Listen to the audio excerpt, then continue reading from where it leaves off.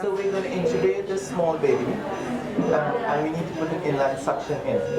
So these small bits comes in an inline suction.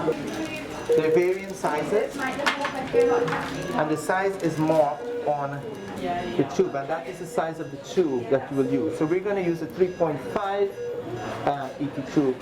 It is quite heavy, so what you do, you will ensure that you have the right ET tube. You will ensure the balloon is working.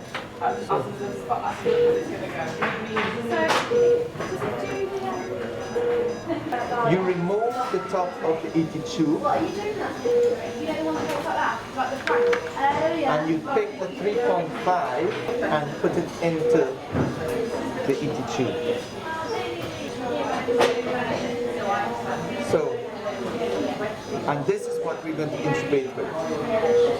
What you must remember is that if you think it's a difficult airway, you may want to use a stylet in your tube, but if you put this on, you cannot use a stylet.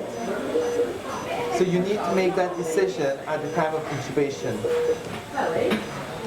Because the stylet can only be used in this tube. Okay, so that is really important. If you're intubating and you think it's a difficult area and you need a stylet in, you cannot mount it with this. And this goes on after you've intubated the patient, using all the other technique of clamping the tube.